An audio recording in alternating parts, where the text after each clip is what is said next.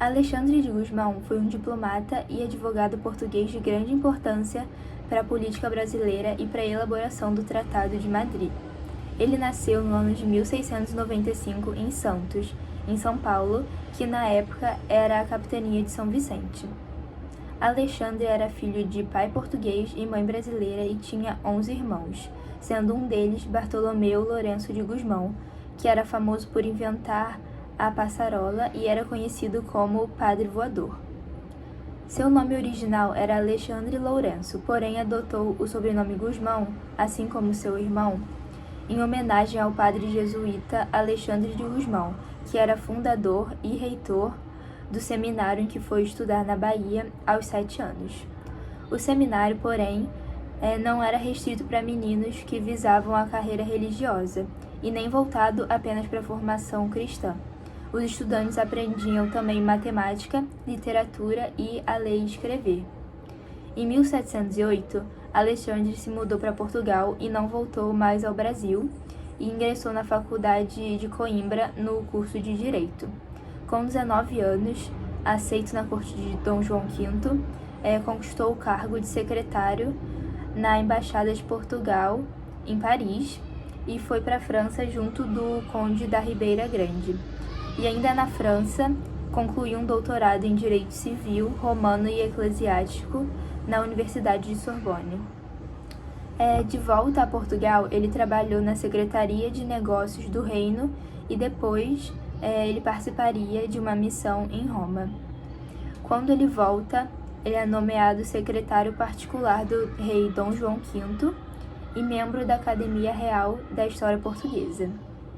Em 1734, enquanto trabalhava na Secretaria de Estado do Brasil, em Lisboa, escreve uma dissertação sobre o estado das fronteiras brasileiras, assunto que ele depois destacaria no Tratado de Madrid, abordando também a questão da colônia de Sacramento.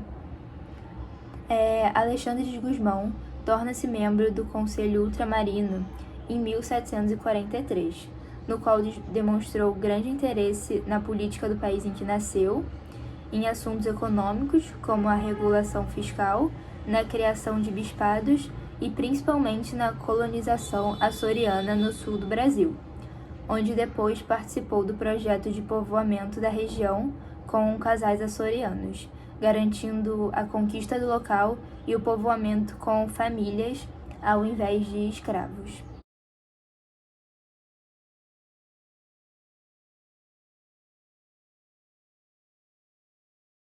Em 1750, foi assinado o Tratado de Madrid, considerado seu principal feito, o qual começou a preparar e a negociar com os países envolvidos em 1747. O Tratado de Madrid foi criado para substituir o Tratado de Tordesilhas que estava em vigor na época. Esse tratado atualizava as fronteiras das colônias de Portugal e da Espanha, movendo o meridiano do Tratado de Tordesilhas para o oeste. Os dois principais conceitos que Alexandre usou na elaboração do Tratado de Madrid foram o Uti Possidetis e o conceito de fronteiras naturais. O conceito de Uti Possidetis vem do direito romano e significa conceder um território ao país que realmente está o ocupando. Dessa forma, Portugal garante todos os territórios que estava ocupando no Maranhão, ao longo do Rio Amazonas e no Mato Grosso.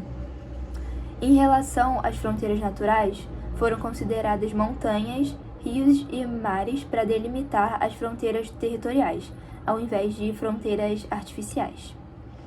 No final, a Espanha fica com territórios na Ásia, que disputava com Portugal, e na América do Sul fica com a colônia de Sacramento, no Rio da Prata.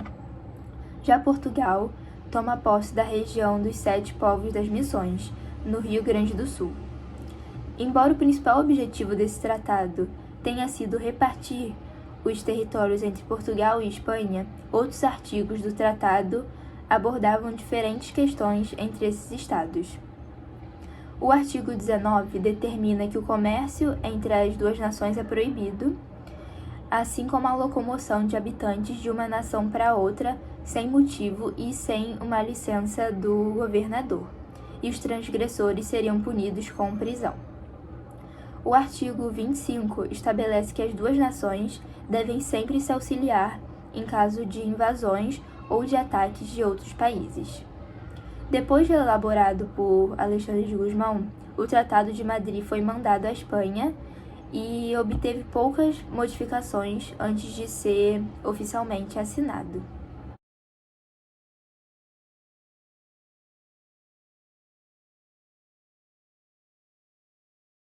Após a morte de Dom João V, em 1750, que foi poucos meses depois da assinatura do Tratado de Madrid, o trono de Portugal é ocupado por seu filho, Dom José I, e seu secretário de Estado do Reino, o futuro Marquês de Pombal, ressentia Alexandre de Gusmão pela perda da colônia de Sacramento por Portugal, no Tratado de Madrid. Por isso, Alexandre se afastou de seus cargos na corte portuguesa. E, nos últimos anos de vida de Gusmão, ele perdeu todas as suas posses e enfrentou um incêndio no qual perdeu sua casa. Pouco depois, em dezembro de 1753, Alexandre de Gusmão faleceu aos 58 anos em Lisboa, mas seu legado perdura até hoje. Alexandre é considerado o avô dos diplomatas brasileiros e foi homenageado pelo governo do Brasil por sua importância na formação territorial brasileira, com a criação da Fundação Alexandre de Gusmão, a FUNAG. Além disso, o próprio Barão do Rio Branco elogia Alexandre de Gusmão, dizendo que foi ele quem defendeu a causa de Portugal e do Brasil e os interesses da América nas negociações do Tratado de Madrid.